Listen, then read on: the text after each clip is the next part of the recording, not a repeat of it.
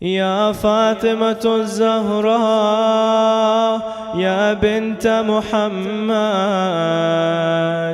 يا قرة عين الرسول، يا سيدتنا ومولاتنا.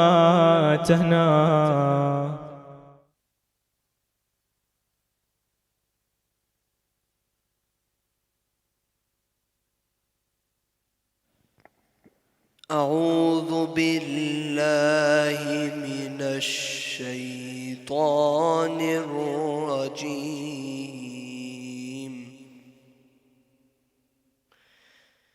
بسم الله الرحمن الرحيم.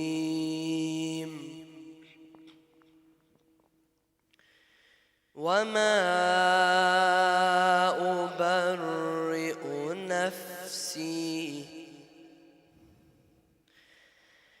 إن النفس لأمارة بالسوء إلا ما رحم ربي إن ربي غفور رحيم.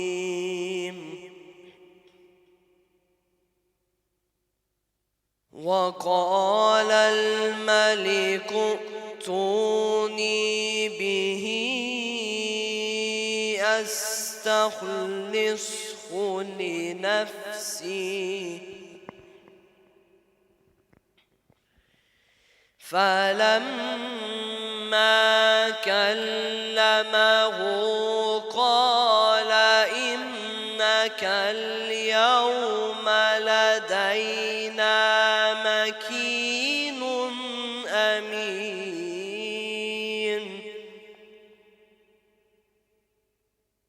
قال اجعلني على خزائن الأرض إني حفيظ عليم.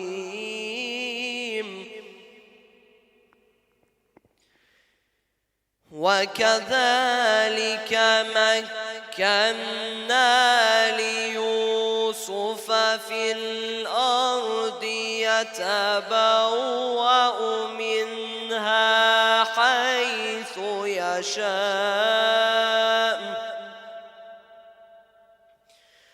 نصيب برحمتنا من نشاء ولا نضيع أجر المحسنين.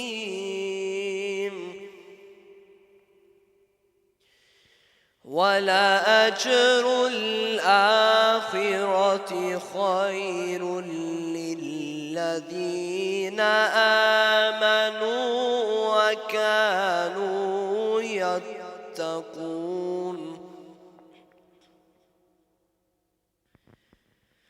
وجاء إخوة يوسف فدخلوا عليه فعرفهم وهم له منكرون.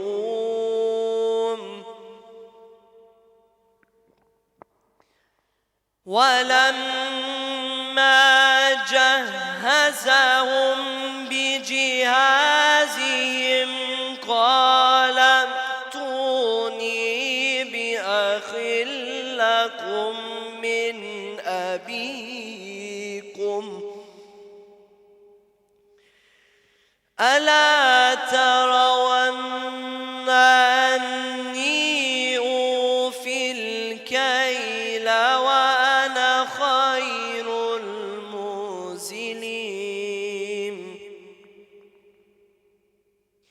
ألا ترون أني أوفي الكيل وأنا خير المنزلين.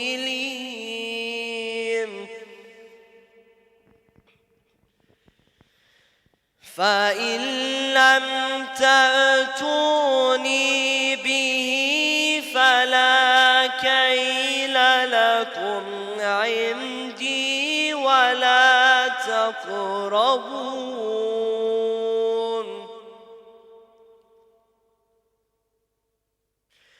قالوا سنراود عنه أباه وإنا لفاعلون.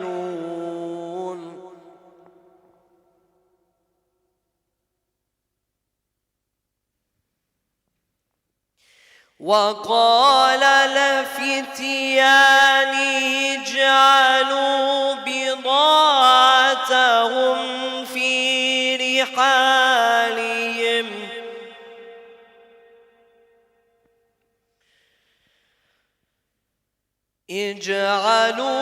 بضاعتهم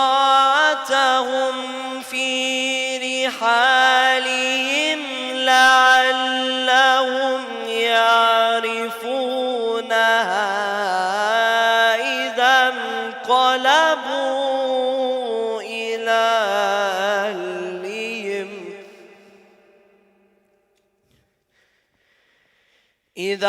انقلبوا إلى أهلهم لعلهم يرجعون.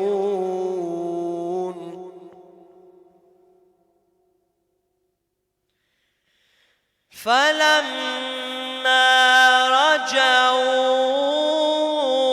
إلى أبيهم قالوا يا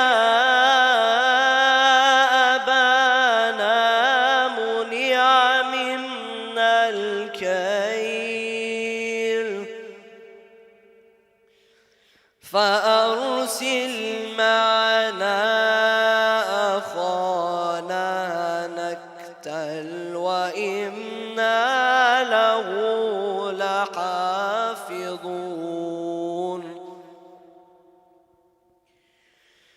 قال هل آمنكم عليه إلا كما أمنتكم على أخيه من قبل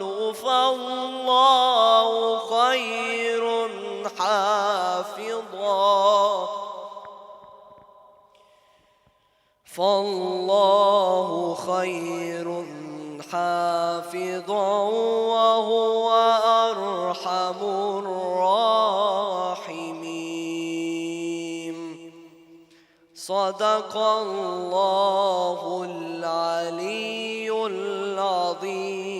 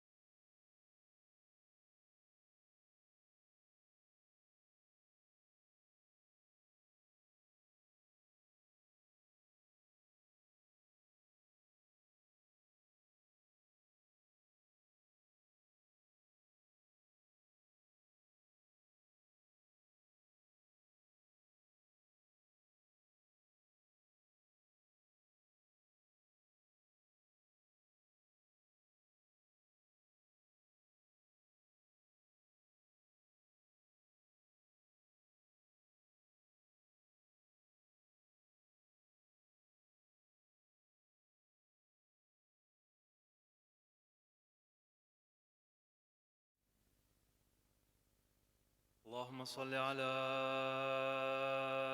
محمد وآل محمد. بسم الله الرحمن الرحيم.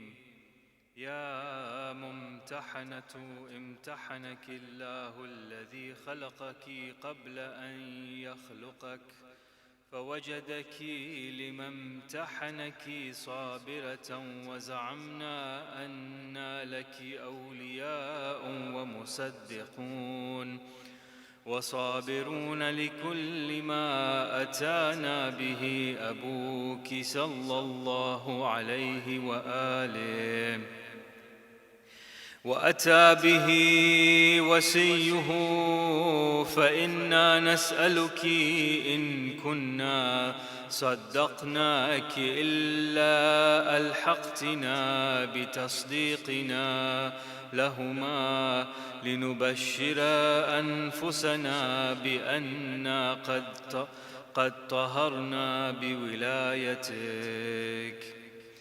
السلام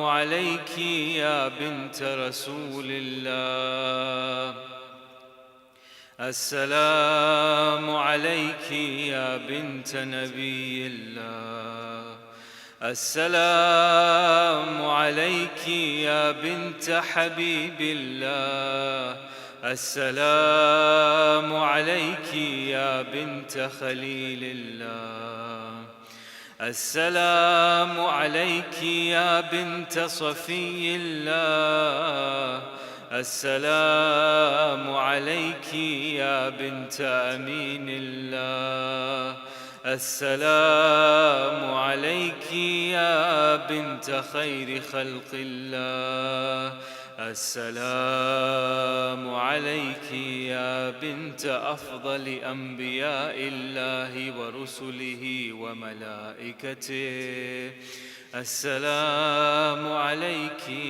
يا بنت خير البرية،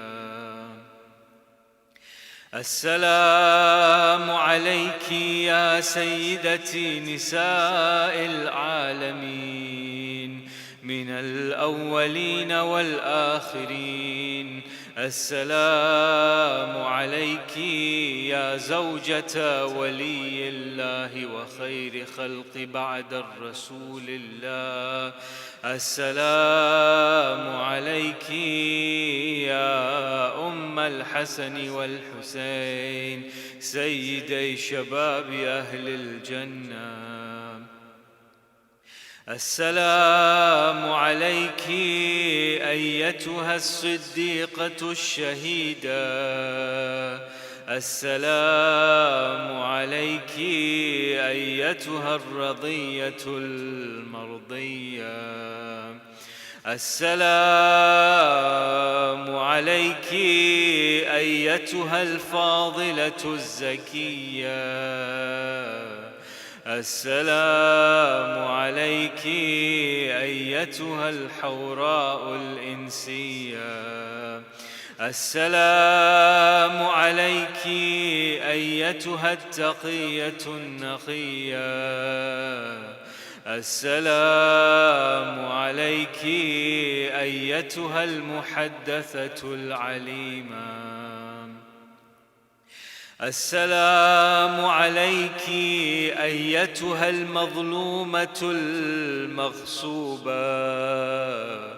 السلام عليك أيتها المضطهدة المقهورة، السلام عليك يا فاطمة بنت رسول الله ورحمة الله وبركاته، صلى الله عليك وعلى روحك وبدنك، أشهد أنك مضيت على بينة من ربك، وأن من سرك فقد سر رسول الله صلى الله عليه وآله،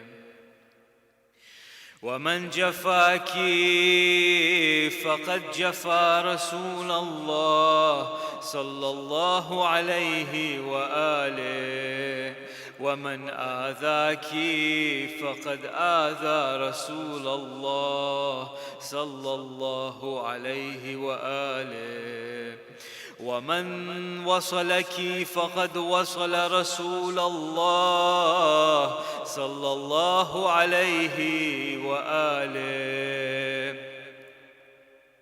ومن قطعك فقد قطع رسول الله صلى الله عليه وآله، لأنك بضعة من وروحه الذي بين جنبي. أشهد الله ورسله وملائكته أني راض عمن رضيت عنه، ساخط على من سخطت عليه، متبرئ ممن تبرأت منه، موال لمن واليت، معاد لمن عاديت، مبغض لمن أبغضت، محب لمن أحببت، وكفى بالله شهيدا وحسيبا وجازيا ومثيبا. آمين رب العالمين. وصل اللهم على سيدنا ونبينا محمد وعلى آله وسلم.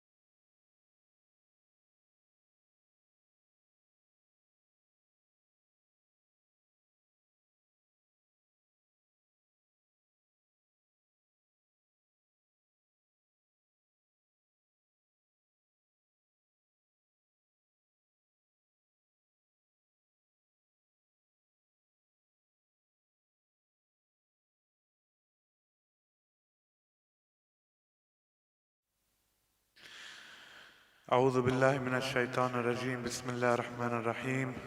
Salamun alaikum, brothers and sisters, and welcome once again virtually to the Imam Hussein Islamic Center as we commemorate the martyrdom of the women of the women of paradise, Sayyidah Zahra Salamullahi alayha.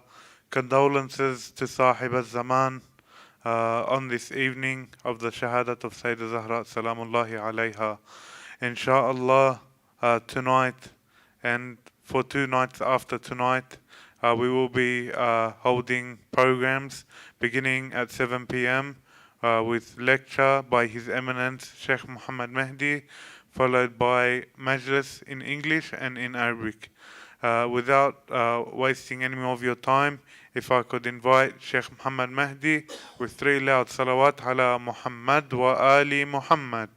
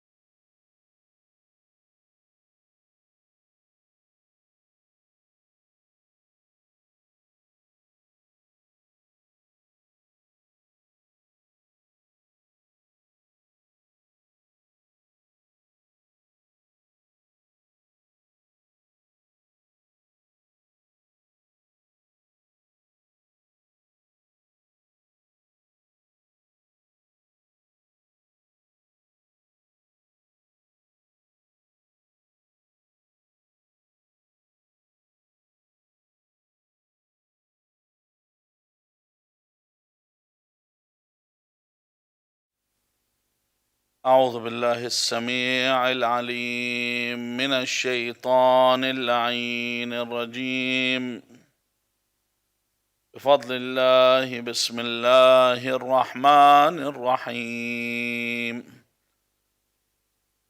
الحمد لله رب العالمين الحمد لله والحمد حقه كما يستحقه حمدا كثيرا الحمد لله الذي هدانا لهذا وما كنا لنهتدي لولا أن هدانا الله اللهم لعن أول ظالم ظلم حق محمد وآل محمد وآخر تابع له على ذلك اللهم لعن العصابة التي جاهدت الحسين وشايعت وبايعت وتابعت على قتله اللهم لعنهم جميعا اللهم لعن قتلة فاطمة الزهراء سلام الله عليها ثم الصلاة والسلام على خير خلق الله أجمعين محمد وآله الطيبين الطاهرين اللهم صل على محمد وآل محمد. One of the major problems when we discuss an event that takes place is people's inability to grasp the reasons behind something or that event. And people tend to make up their own reasons. For example, if you remember, 20 years ago when the audacious statement made by the United States President that these people fight against us because they hate our way of life.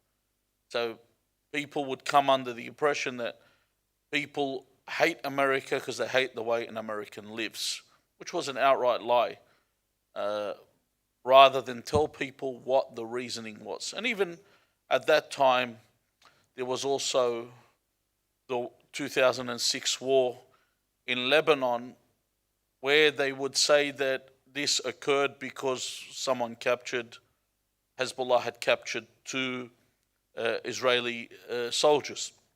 And this was also a lie. That's not the reason why the war took place.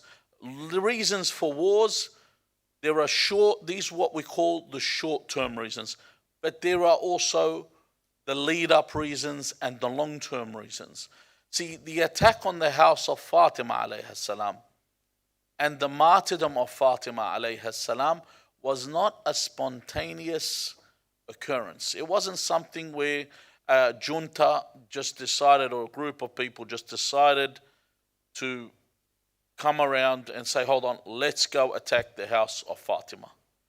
It wasn't like that. So over the next 3 nights, we're going to look at the causes and whether these causes are lead-up causes or the roots and the actual reasons why this took place. And the reasons why people suffer till today. The reason for this discussion is the same reasons why you will find today the rights of the meek are consumed by the tyrannous, and the rights of all those that used to have a voice have been silenced today and unable to express what they really believe. We're in a world today where we have a cancel culture. Whatever you say, you are immediately silenced and removed from this world. And this cancel culture existed back then also. So why was the house of Fatima? Think about this. The house that the Prophet sallallahu alaihi wasallam, Rasulullah would stand outside this house for 6 months and repeat verse upon verse. Of the verses that would repeat was إِنَّمَا يُرِيدُ اللَّهُ لِيُذْهِبَ عَنْكُمُ الرِّجْسَ أَهْلَ الْبَيْتِ, the verse of purification, that to mention that this is a house of purity. Of the verses that would be mentioned was the verse that it's a house that Allah Azza wa Jal has chosen for the signs and the verses of the Qur'an to come from, and the teachings of God to come from. The Messenger of God had referred to this house as the best of the houses when compared to the houses of the prophets. That the house of Fatima had this position, and it was called the House of Fatima. Imagine this status. Like, you're talking about a time where, even today, we still have, where a couple get married and the name of the husband is the one that's used in today's culture, even up till now.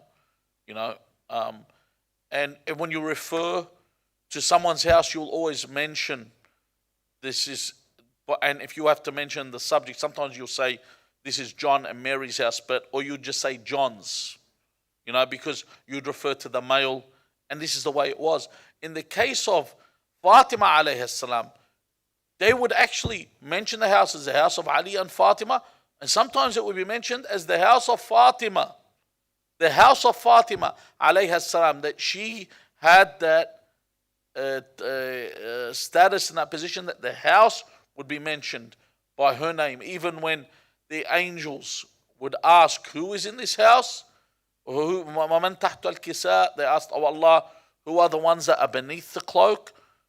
They were introduced by saying that this is Fatima and her father and her husband and her sons.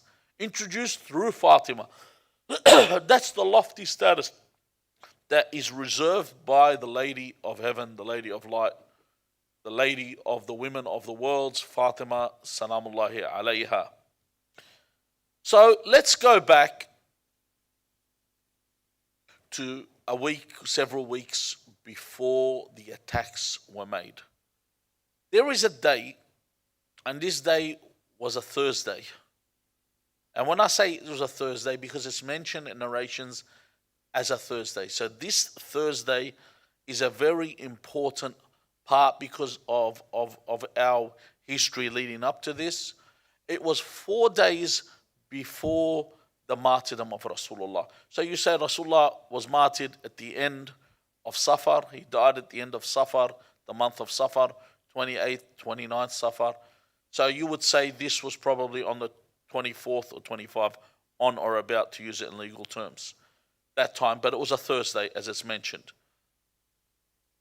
Before this date, because this is the event we're going to talk about, before this date, Rasulullah sallallahu alayhi wa alihi wasallam had come back from Hajjat al-Wada'. So we can look at it with a timeline. So here we are on the 24th of Safar. Let's rewind before the 24th of Safar.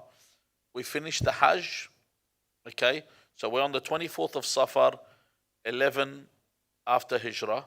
If you want to, or you want to use the Gregorian calendar, we would say it's 632 AD, or if you want to be PC, CE.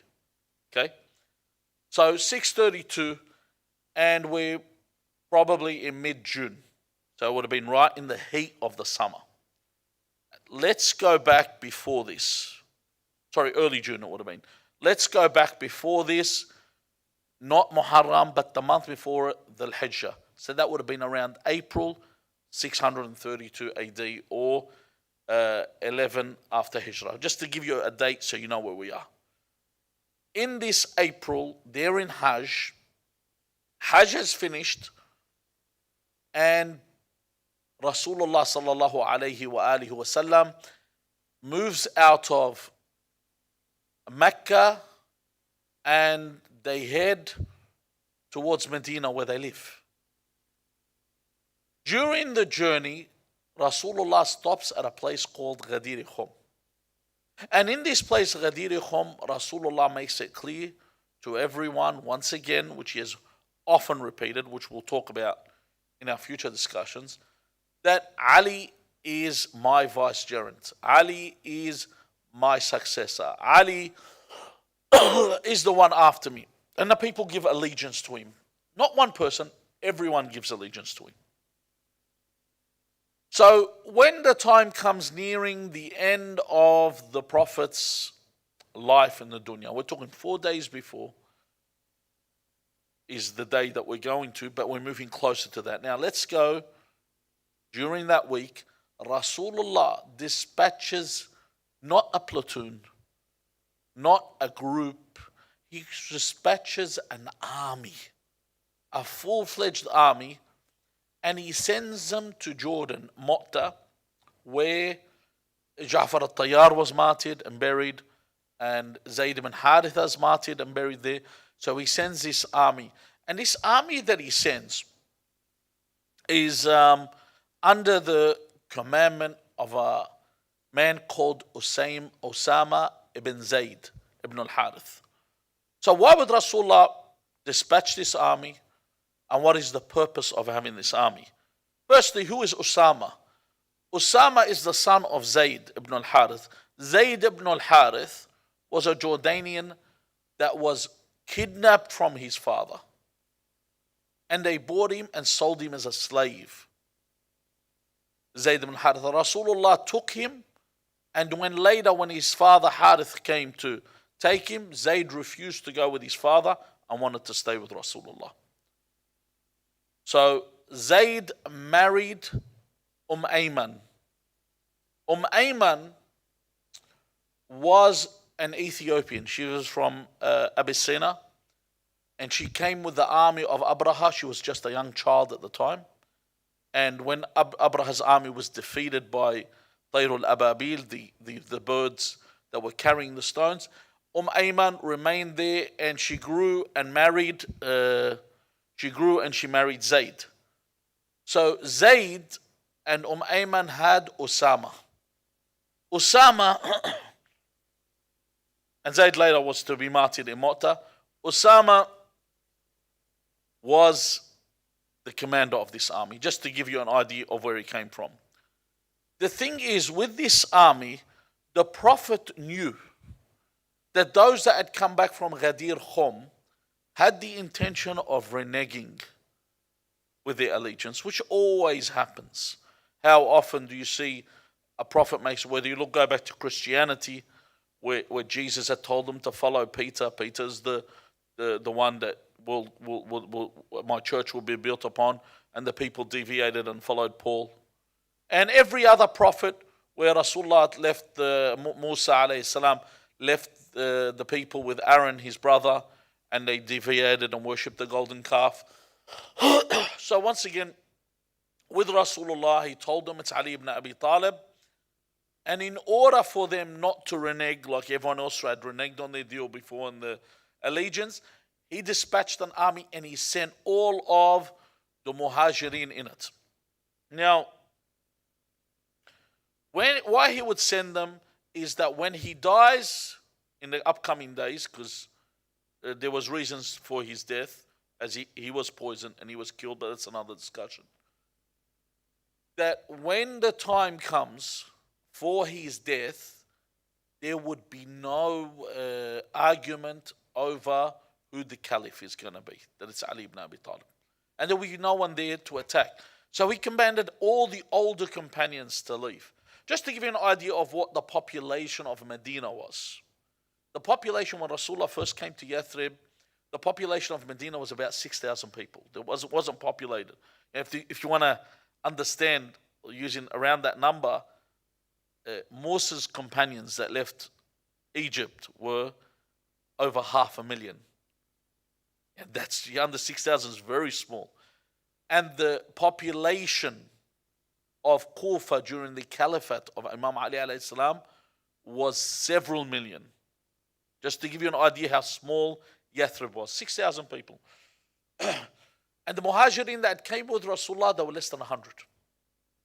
But after the conquest of Mecca and all the Tulaqa, all the ones that were freed in the war, and all these other people had come to Medina. Medina's population had doubled.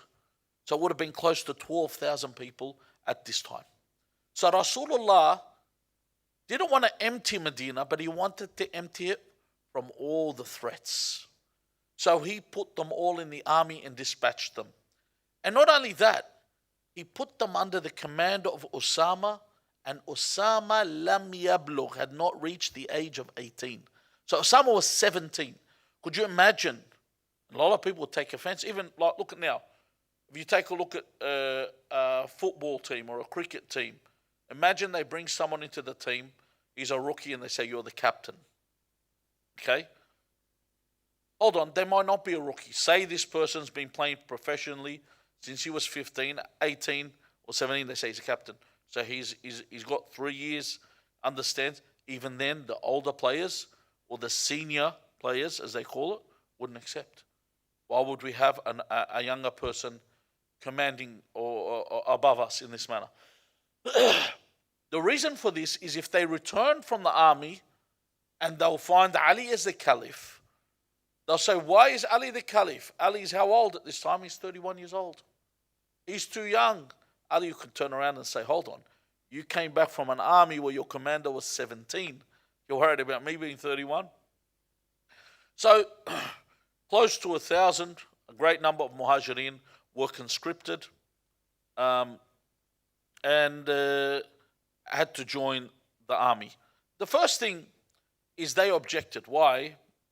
There were several reasons. Remember I said that Zayd, the father of Osama, was initially what? He was a slave. So Osama was the son of Zayd. So Osama was still a ghulam. He's still considered a slave. Secondly, Osama was half Jordanian and half Ethiopian. He was dark. He was black. And even today, if you take a look at the world today, do you remember when Barack Obama was the president of the United States? There was a guy, I remember he had a sign, he actually had a sign that said, get the nigger out, and I'm not PC, I'm going to say exactly what the guy wrote, out of the White House. So they had that offensive nature. And even when they saw Bilal doing the adhan for the Hajj, for the prayers, these people would turn around, these racists would turn around and say, what's this black crow doing calling? They had this racism. So Osama was a slave. He was black and he was 17 years old. This is too much for these. Imagine like you put someone, would you imagine you put someone and you put them over government? And just to let you know how, imagine what the racism would have been like if today, I think it was, I can't remember which company, I think it was Microsoft, I think. They had an ad in one of the European countries. One of the guys in the ad was black. They had to actually change him into a white guy because, there's a fact, you can look this up, because they wouldn't accept a black guy to be in a commercial. That's how racist that country was. And even today, you'll see in sports how we had the issue with Adam Goods when he was playing AFL and how the way that they treated him. And you had Mario Balotelli in football in Italy, and it was so racist that the crowds would even chant anti-black slogans even when Mario wasn't playing. That's how racist. So imagine we go back then, these people that were racist had this kind of motivation. 17-year-old black slave is their commander. This is so belittling to them because they're racist. You know? So, they objected to this, and the narrations that I'm going to use none of them are narrations that are the Shia. They're all Sunni narrations. Just so we give you a historical view that is accepted by Ahlul Sunnah, not accepted by us, by them. They say, عن Abdullah ibn Umar, the son of Umar ibn al-Khattab, he says, أن النبي استعمل أسامة بن زيد على جيش فيهم أبو بكر وعمر. He said that Usama was given a position in the army, his army, so he's a commander, and in this army was Abu Bakr and Umar. Now, if you actually, if you see even the Wahhabi sheikhs, they will deny Abu Bakr was there, but they admit Umar was there. They say, yes, Umar was in this army. So even they try to deny Ibn Taymiyyah and that, they try to deny, but they say Umar was there. They can't negate that because there's too many narrations say that he was part of the army. He says in the narration, فَطَعَنَ النَّاسُ فِي عَمَلِهِ. The people basically, not only they rejected, they were very vocal about what the Prophet had done. In other words, they rebuked what the Prophet had done. So the Prophet ﷺ said to them, قَدْ بَلَغَنِي أَنَّكُمْ تَعَنْتُمْ فِي عَمَلِ أُسَامَةِ. That you're against him being the commander. So in other words, you're against what I've posted him as the commander. Whoever I've posted, you've got to accept. He says, وفي عمل أبيه من قبله. So also when I put Zayd as a commander before, when they were at war, he said the same objections existed. He says, وَإِنَّ أَبَاهُ كَانَ خَلِيقًا لِلْإِمَارَةِ وَإِنَّهُ لَخَلِيقٌ لِلْإِمَارَةِ. He doesn't say that this person, he hasn't put Osama, for example, as someone that's an imam. Or no. He's saying he is qualified to be the commander of an army like his father. His father was qualified and he's qualified. So if you're objecting about his qualifications, subhanallah, you know how today, we have quotas. You need to have this many of that. One of the new things they're pushing for now, that in the job sites, you've got to have a quota of 35% women. Okay? And they push this, and I was thinking how many women want to actually be steel fixers and scaffolders and form workers. And this is offensive even to people because you're forcing upon them something they don't want to do. People should have choices on what they want to do and what role they want to take. Okay? But how do we choose who goes where? It's chosen on merit and ability. We can't just negate these just because we might offend somebody. It is what it is.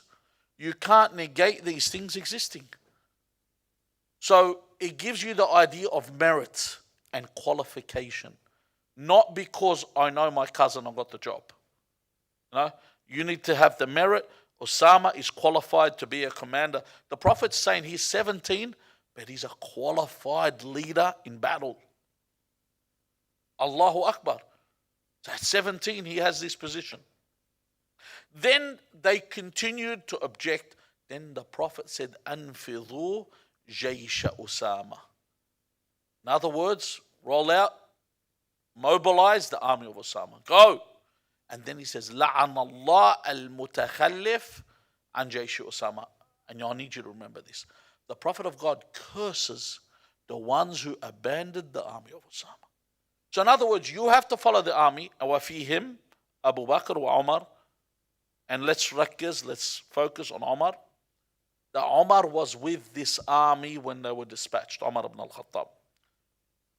So let's take a look at firstly, these people have been dispatched into this army. Those that leave an army, those that are mutinous, in the United States, they used to have this thing called draft dodging. And the conscription and the draft, where it became an issue, the first one, obviously World War I was a real war. There was a threat, there was problems. World War II was a real war. World War II, you had the Nazis that wanted to consume everything, and the empire of the rising sun. There was a real war. A real war was taking place. Then came all these proxy, phony wars. The first one being the Korean War, where they would conscript people, and then the Vietnam War, where they would conscript people, and they would call these people that didn't go to war, what they would call them? Draft dodgers. And these people were reviled. People disliked them. People would talk about them. This person's a coward. He's yellow. How do they fear going to war? And it wasn't about fear. There were stances by some people. They refused to fight a war. And using that term again, that Muhammad Ali used, they used to ask him, why don't you want to go to war? He said, because no Viet Cong ever called me nigger. The white man's the one that's been calling me this. Why should I go fight a white man's war? I haven't been vilified by these people. So these people that were draft dodging in society are reviled. People don't like them. They're hated. Because if there is a real war and you refuse to fight, people that refuse combat or refuse to do this are hated. People that run from the battlefield, in some cases, you'd have soldiers behind that would shoot those that were going to leave. So that's the way they looked at. Even this is with false wars. Wars that are based on corporations and a military division and causing problems in the land. What if these are righteous wars? As in the case of Banu Israel, when Musa told them we have to enter the Holy Land, but before we enter, we have to enter this city and we have to fight. And they said to Musa, we don't want to fight these people. فَاذْهَبْ أَنْتَ وَرَبُّكَ فَقَاتِلَا إِنَّا هَاهُنَا قَاعِدُونَ. They said, oh Musa, you and your Lord go out and fight, and we will remain right here. These people that refuse to go to war, what does God say about them in the Qur'an? قَالَ رَبِّي إِنِّي لَا أَمْلِكُ إِلَّا نَفْسِي وَأَخِي. Musa said, oh God, I don't have except who? I do not possess anyone except myself and my brother. Then he said, فَافْرُقْ بَيْنَنَا وَبَيْنَ الْقَوْمِ الْفَاسِقِينَ. He says, oh Allah, part us. From who? Between us and the fasiqs, the immoral people, the disobedient people. So those that refused to go with Musa to war were fasiqeen. They were disobedient. They were people that refused the commandment of their prophet. So here's the problem where we get to the first part of the event. Umar ibn al-Khattab was supposed to be in Jaysh Osama, but on Thursday, would have been probably around the 4th of June, around that month. I'm just in the early June.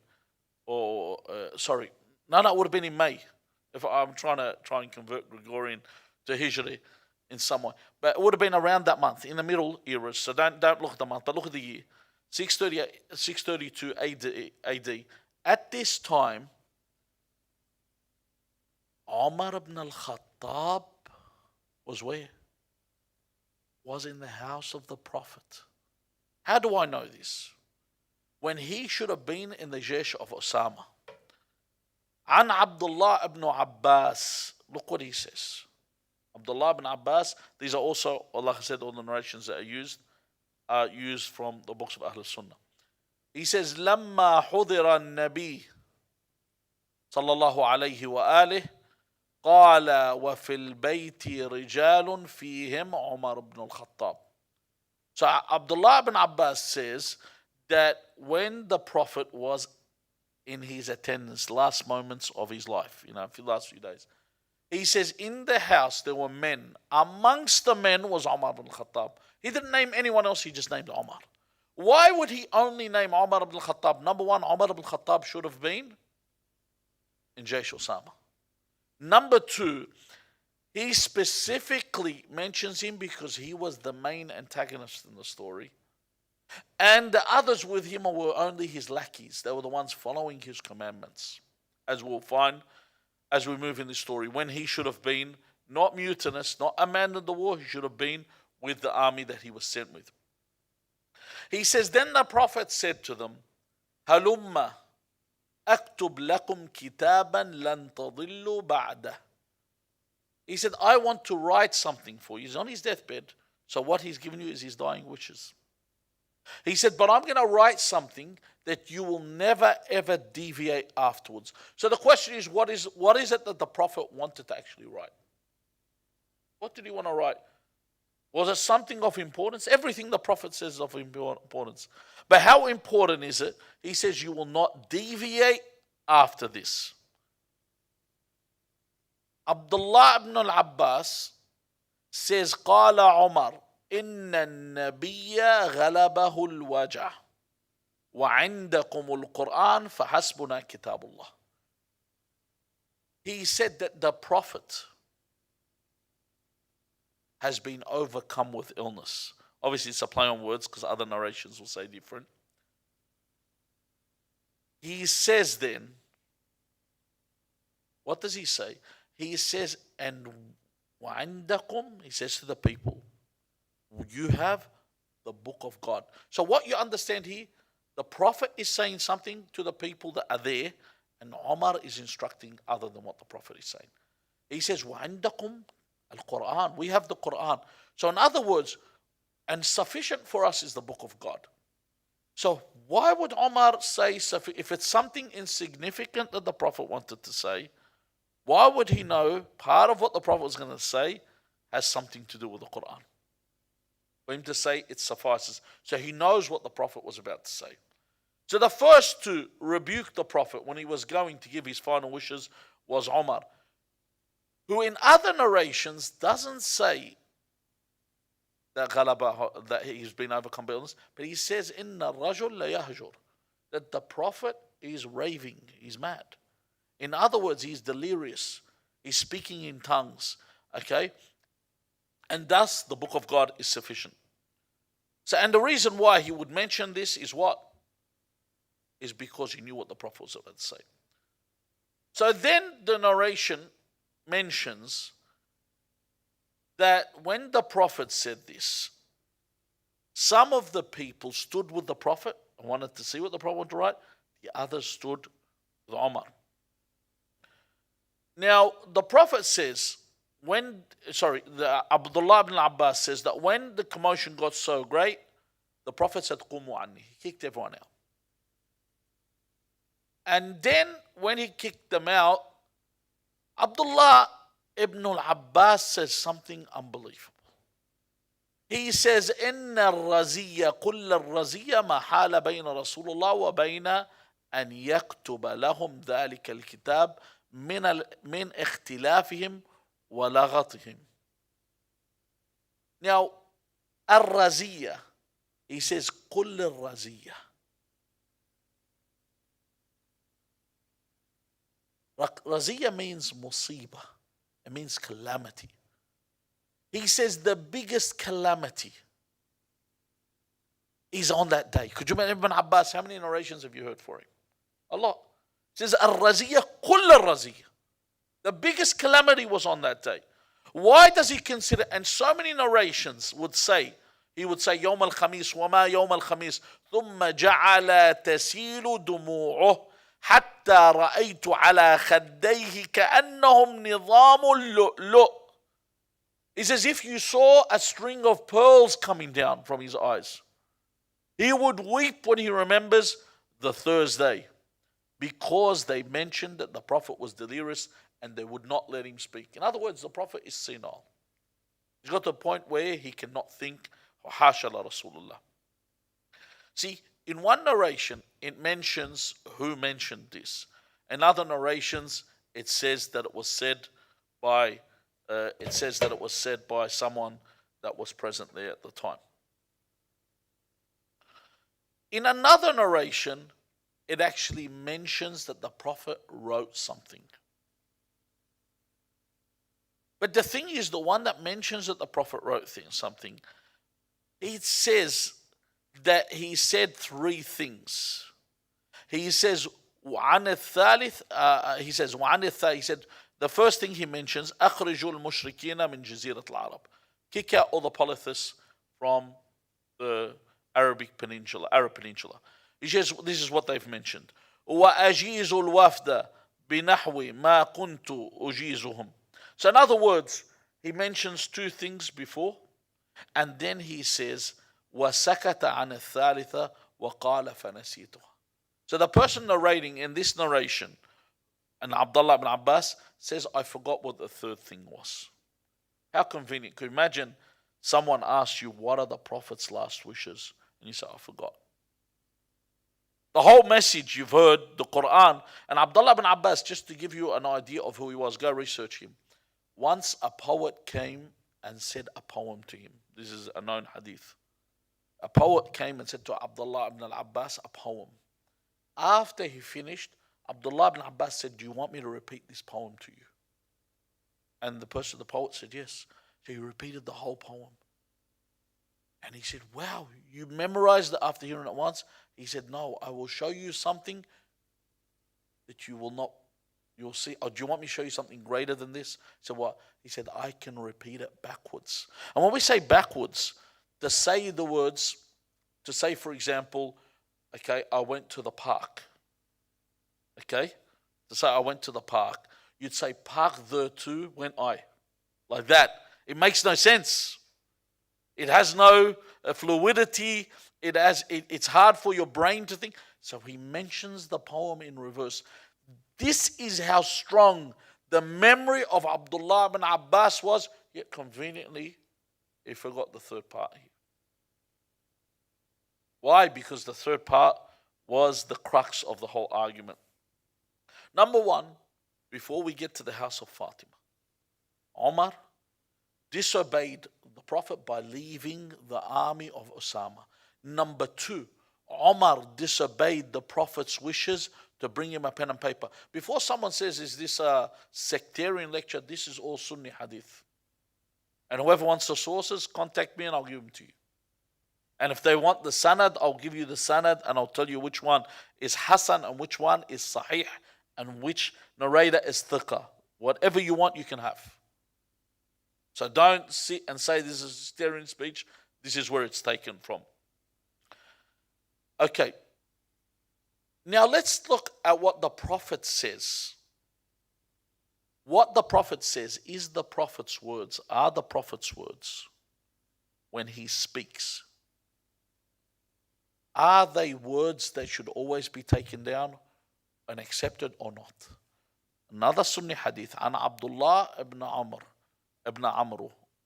Okay? Or when you say Amru, it's Amr. So an Abdullah ibn Amr, he says, كنت أكتب كل شيء أسمعه من رسول الله. I used to write everything the Prophet would say. And then Quraysh would tell me, don't write everything he says.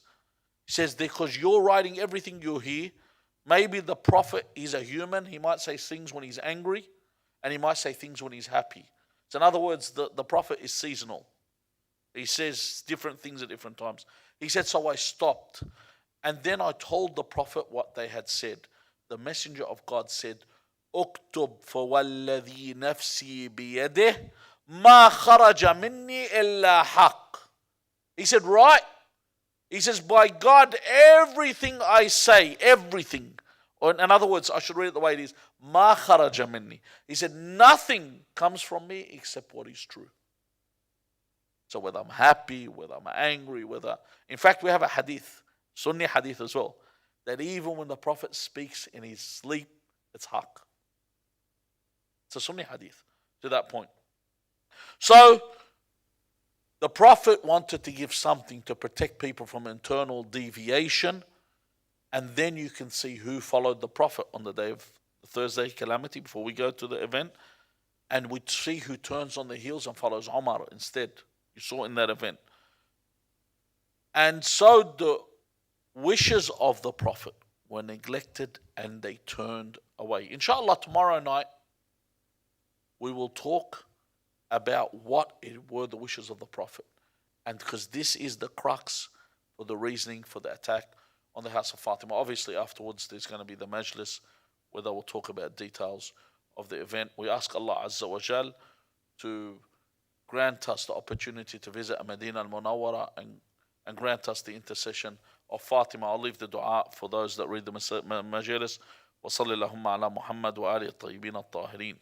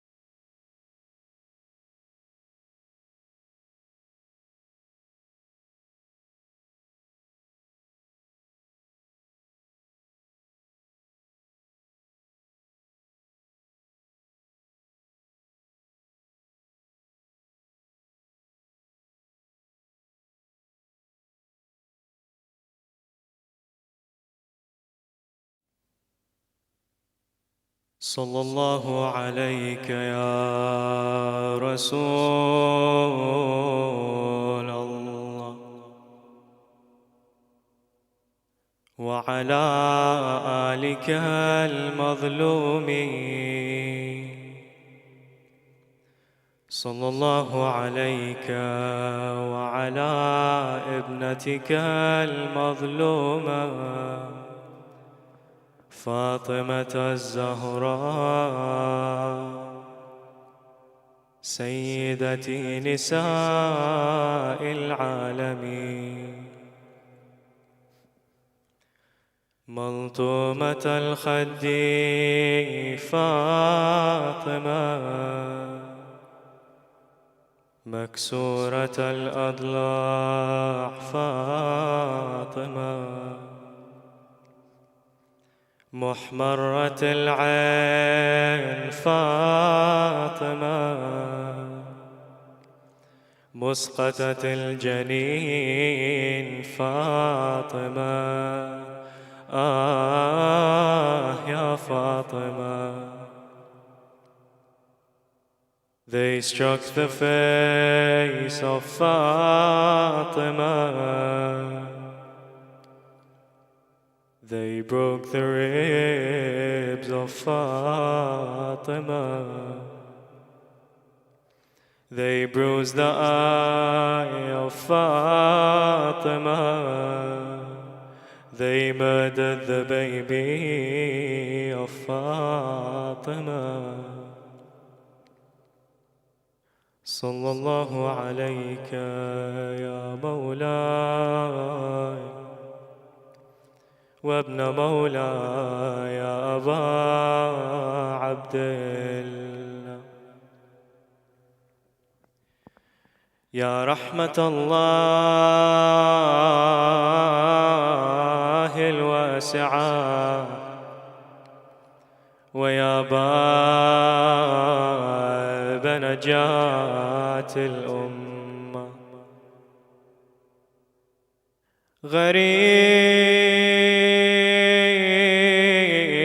يا مظلوم كربلاء ويا قتيل العدا ما خاب من تمسك بكم أمنا من التجأ إلى حسنكم يا ليتنا كنا معكم فنفوز فوزا عظيما.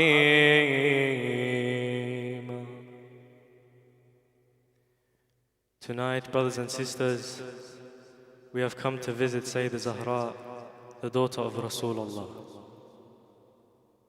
We have come to cry for Sayyidah Fatima, for each tear purifies us. Sayyidah Zahra was noble in her salat and charity. She would worship Allah day and night tirelessly. Rasulullah would always refer to her as the mother of her father. He would always say proudly, Fatima is a part of me. Whoever angers me, whoever angers her, angers me. And whoever angers me, angers Allah. But these nights are dark nights for the lovers of the Ahlul Bayt. We are here to commemorate the attack, the death and the burial of Sayyidah Fatima. Let us go to the moments before Rasulullah passes away. He lay ill on his deathbed. He ordered for everyone to leave except for his family. Look into the face of Rasulullah.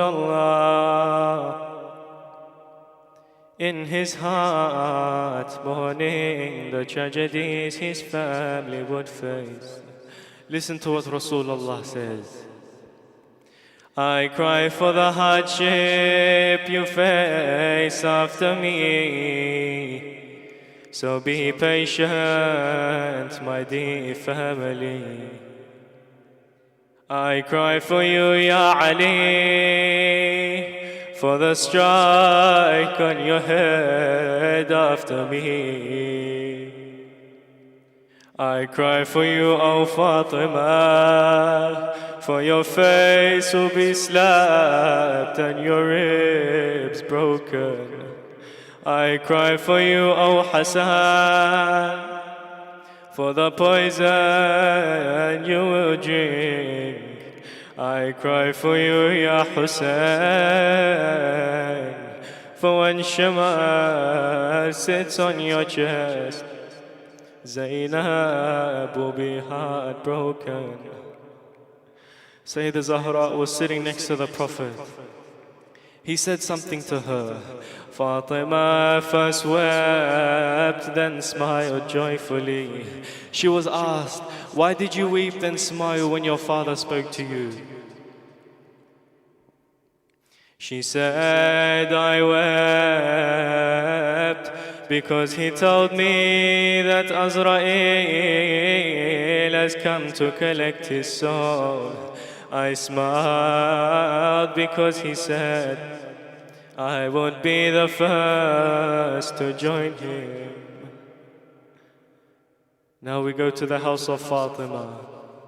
This is the tragedy, brothers and sisters. A meeting took place to ensure Imam Ali pays allegiance to Abu Bakr.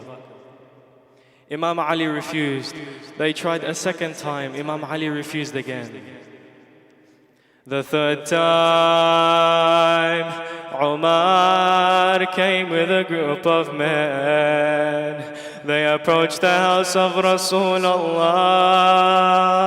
They approached the door with fire. The man said to Umar, do you know who is behind the door? He replied, who is behind the door? He said, the one behind the door is Fatima. The one behind the door is Fatima bint Rasulullah. He replied saying, so what? And he smashed through the door. Fatima was trapped behind the door and was crying in pain. When Umar heard Sayyida Zahra crying, he pushed the door again, breaking the ribs of Fatima. When he pushed the door again, he murdered the baby of Fatima.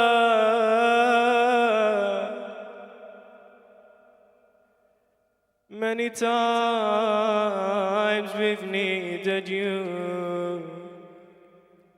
So many times we've cried. If love alone could have saved you, you never would have died. Oh Father, what you said was true. It won't be long and I'll be joining you. I'll bring my son Muhsin for you to see. I'll tell you all about it under a paradise tree. Ya Zahra, your tragedy was severe, but come to Karbala and witness the tragedy of your children. Sayyida Zainab was by the side of her mother and father.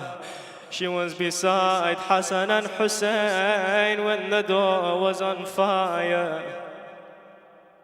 But who was with her on the day of Ashura? Who was with her when they set the tents on fire? She had no mother or father, no protectors. The narrations say that Umar ibn Sa'ad ordered for the tents of Abu Abdullah to be set on fire. They began circling the tent. They started to burn the tent. A lady was running left and right, crying for help. Who is this lady? This is Zainab.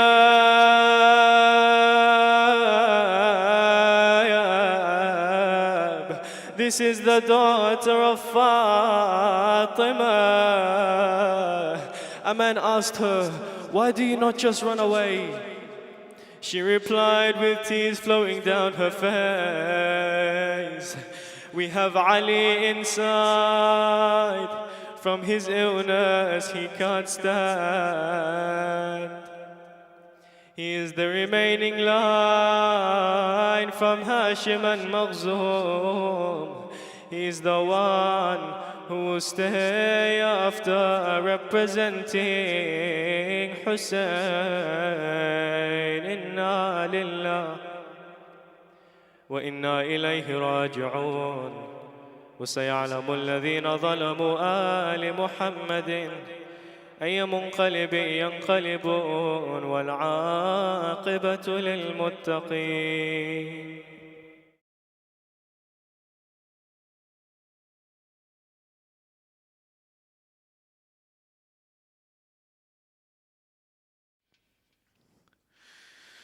لما صاب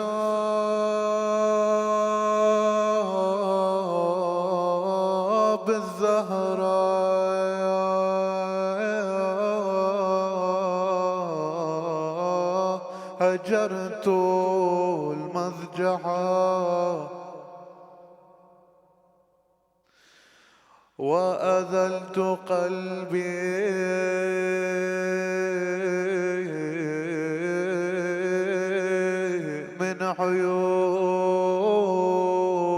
عيوني أدمعها أفكان من حكم النبي وشرعه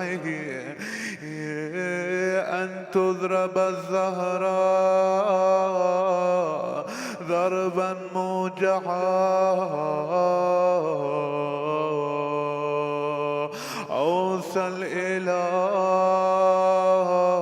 بوصل عترة أحمد فكأنما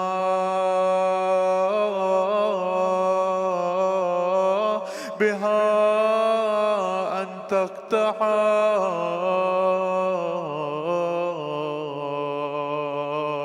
الله ما فعلوا بآل نبيهم الله ما فعلوا بآل نبيهم فعلا له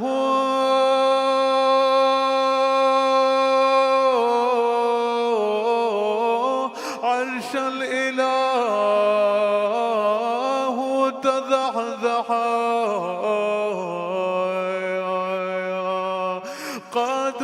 قادوا عليا بعده بنجاده ومن البتول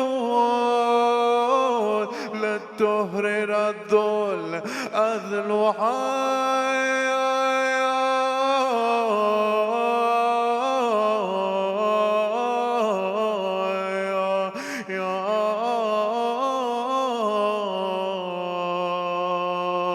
وضعت وراء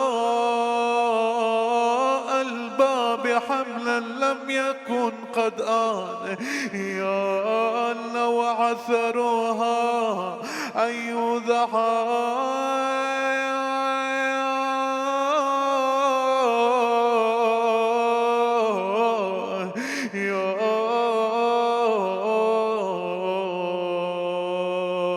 ومضوا بك يهرول طيحا يا علي يا علي يا علي لولا الوصية لم يهرول طيحا خرجت تعثر خلفه يوم تدعوهم خلوا ابن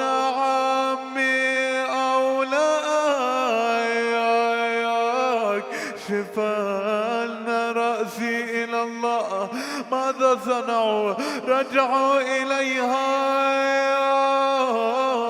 بالسياط فسودوا يوم بالضرب منها متنها كي ترجع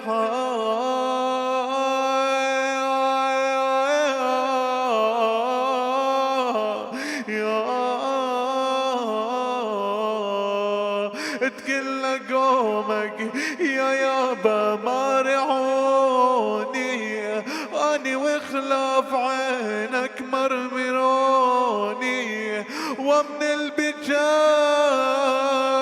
عليك منعوني، وبر المدينة طلعوني.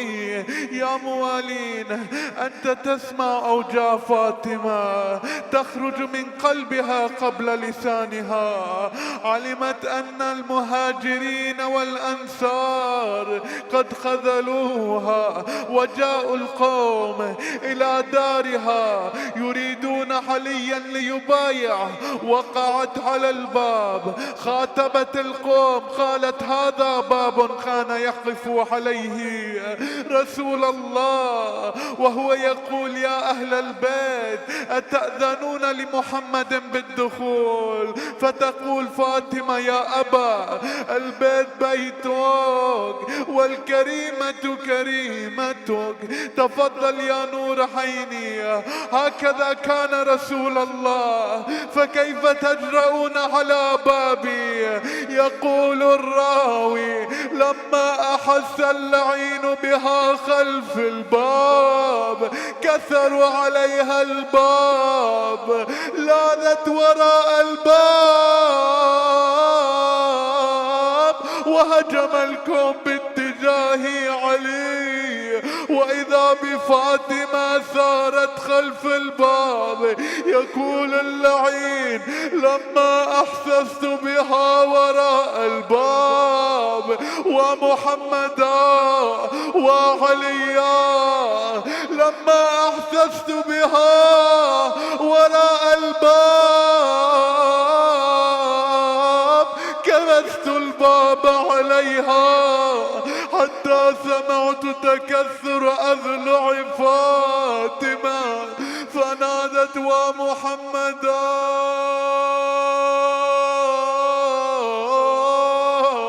ومحمدا.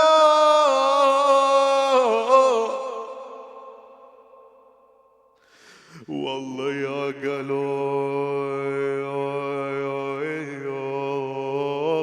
ذوبوا هاليدمعي على اللي ماتت وتصرخ يا ذلعي. يقول سليمان قلت يا سلمان، قال سليمان قلت يا سلمان هل دخلوا ولم يك استئذان؟ فقال إي وعزة الجبار وما على الزهراء من خماري، لكنها لاذت وراء الباب رعاية للستر والحجاب، فمذ رأوها عسروها عسرا كادت بنفسي أن تموت حسرا. نادت يا فدة أسنديني، فقد وربي أسقط جنيني، فأسقطت بنت الهدى وحزنا جنين هذاك مسمى محسنا. يقول الرواية أن حاولت إلى قبر أبيها وهي باكية وهي تشم تراب أبيها وهي تقول ماذا علي من شم تربة أحمد ألا يشم مدى الزمان غواليا. سبت علي الأيام سبت علي مصائب لو أنها سبت على الأيام سرنا ليالي. يابا ضربني علمت ذبوني وشتمني ومن ضربته للقى ذبني والله ذبني لانكسر قلبه ولا رحمني شارب هالمدينة بعدك يا نبينا بالزهرة الحزينة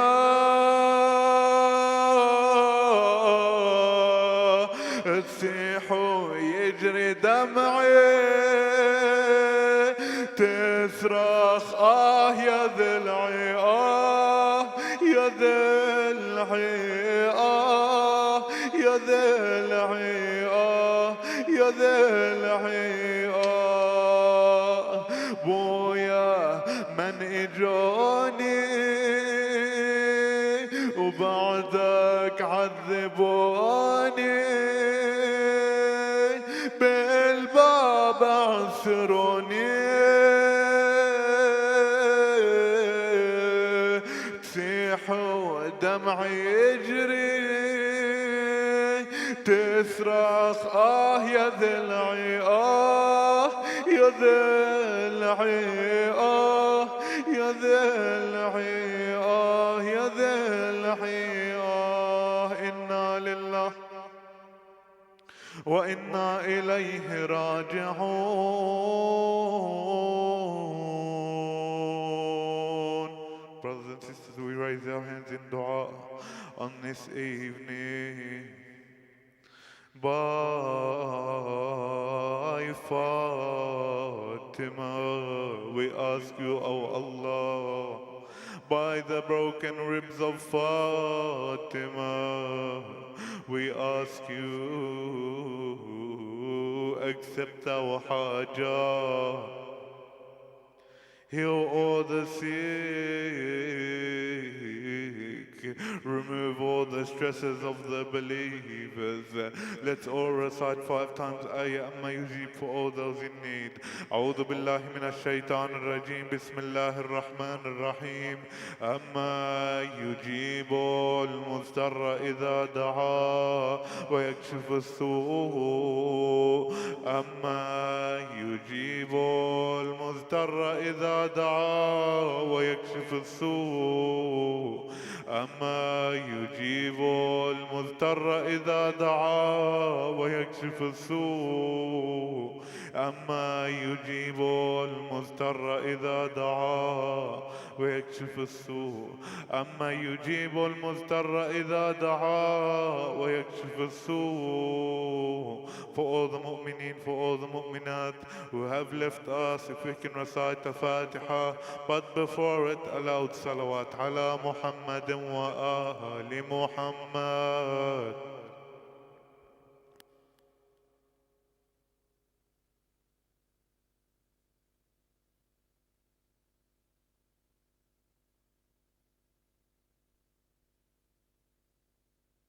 يا فاطمة الزهراء يا بنت محمد يا قرة عين الرسول يا سيدتنا ومولاتنا